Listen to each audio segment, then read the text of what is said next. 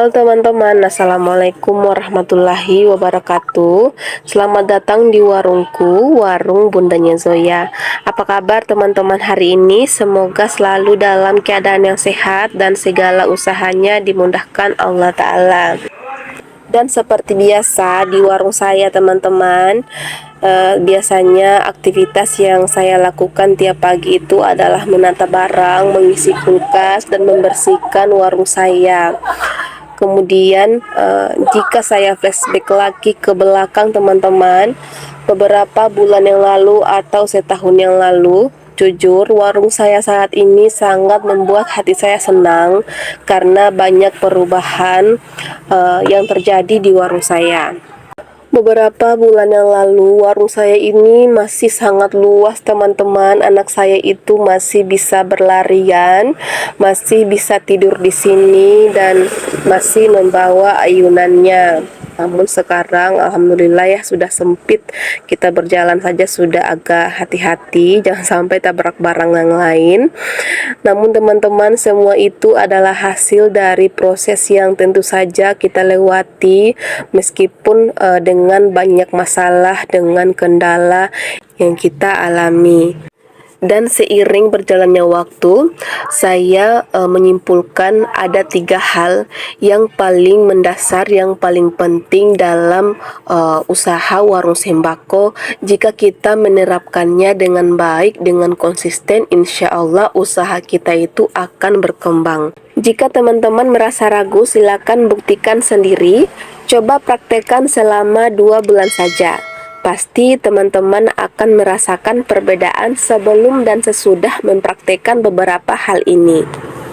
Dan hal yang pertama, yang paling utama dan paling mendasar adalah pengelolaan kas yang benar. Jadi di sini kita dituntut untuk mencatat setiap transaksi yang ada di warung kita. Mau sekecil apapun pengeluaran kita, uang kas yang kita gunakan itu harus dicatat ya teman-teman. Mungkin teman-teman beranggapan ini merupakan hal yang sepele ya teman-teman, tapi percayalah, hal yang sepele ini sangat-sangat berperan penting dalam perkembangan usaha kita. Jika teman-teman bingung bagaimana memulai mencatat buku kas, bisa teman-teman mulai dari manual ya teman-teman. Secara manual teman-teman catat, atau bisa mencari buku seperti ini. Jadi ini adalah buku yang telah saya gunakan sejak saya memulai mencatat setiap transaksi yang saya lakukan di warung saya. Dan bisa dilihat ya teman-teman, sudah dimakan waktu dan sudah banyak robekannya ya teman-teman. Jadi ya namanya juga sudah lama digunakan dan juga sering jadi mainan anak saya. Jadi beginilah modelnya. Jadi buku ini saya pakai dari 2021 untuk mencatat setiap transaksi yang saya lakukan di warung saya. Dan ini adalah transaksi-transaksi yang terjadi di warung saya. Dan ini bisa dilihat teman-teman, transaksi pertama saya itu adalah 200.000, main 300.000, 100.000, 300.000, dan terus meningkat ya teman-teman. Meskipun kadang habis 500.000, kembali lagi ke 300.000, hingga pada penjualan bulan ketiga, keempat, sudah mulai konsisten di 500.000 ke atas. Dan ini butuh proses berbulan-bulan ya teman-teman, hingga beberapa bulan kemudian bisa mencapai sampai jutaan. Itu pun belum terlalu konsisten. Bisa dilihat perbedaannya teman-teman ya, dari penjualan pertama hingga yang kedua. Jadi saya menulis setiap transaksi di sini itu adalah penjualan pertama hingga kesekian. Kemudian jika ada transaksi penggunaan uang kas yang keluar, maka saya tulis dengan sesuai dengan kegiatan itu, seperti berbelanja barang atau belanja rokok dan lain-lain.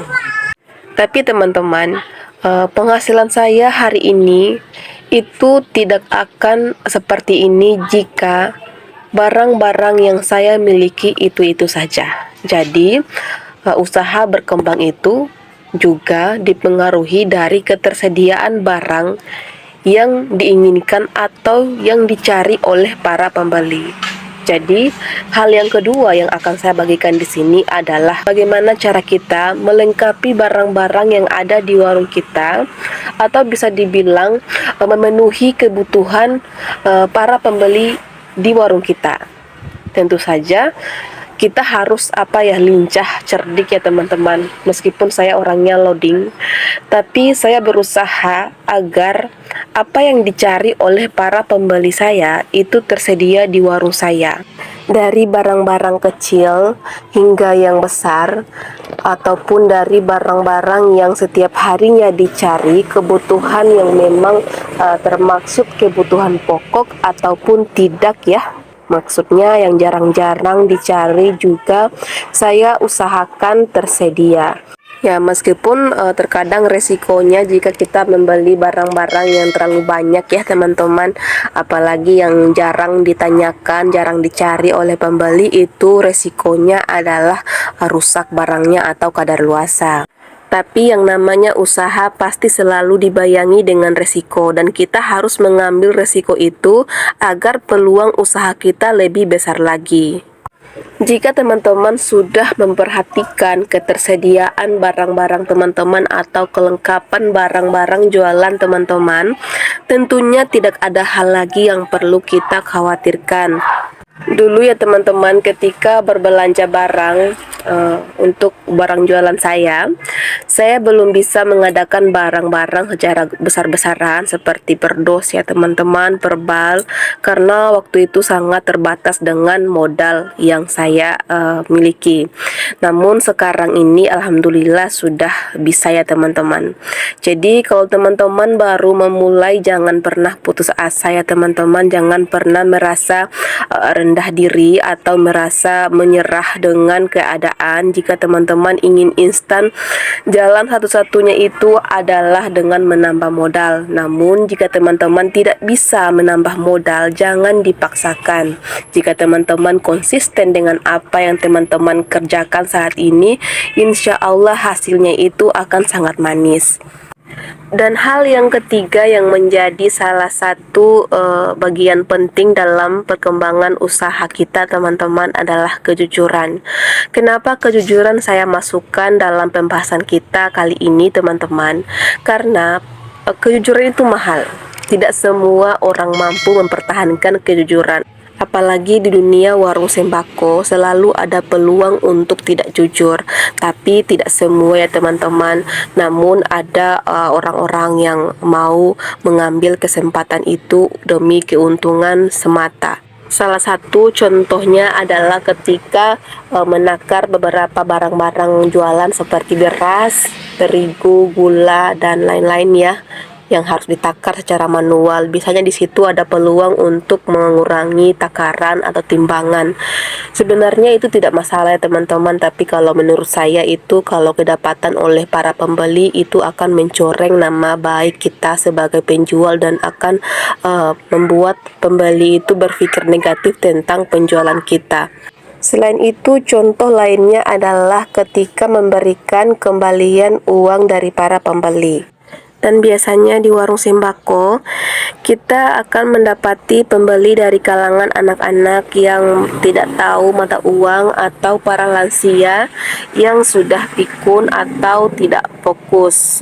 Dan di sini biasanya akan dijadikan peluang untuk tidak jujur dalam mengembalikan uang kembalian dari para pembeli. Selain itu, memberikan harga yang berbeda ke setiap pembeli yang datang itu juga merupakan kegiatan yang tidak jujur. Apalagi sampai menjual barang-barang yang sudah rusak atau expired. Itu adalah kegiatan yang paling fatal teman-teman menurut saya. Karena jika pembeli menyadari apa yang kita lakukan, itu akan sangat-sangat membuat pembeli kecewa terhadap kita. Karena bisa dibilang kita mengandalkan keinginan atau minat dari para pembeli untuk datang berbelanja di warung kita. Namun jika pembeli sudah enggan untuk datang, maka apa yang bisa kita lakukan? penghasilan kita akan berkurang, barang-barang kita lama berputar, sehingga modal juga lama berputar. Itu akan menghambat perkembangan usaha yang sudah menjadi mata pencarian kita ini. Jika teman-teman menerapkan ketiga hal ini di usaha teman-teman, insya Allah usaha teman-teman itu akan cepat berkembang. Tidak usah ragu ya teman-teman, karena saya sangat percaya diri dan yakin ini akan berhasil jika diterapkan di setiap usaha maupun modal kecil sekalipun. Karena buktinya adalah usaha saya sendiri. Saya sudah merasakannya dan saya tentu berbagi hal-hal baik tentang warung sembako kepada teman-teman semua.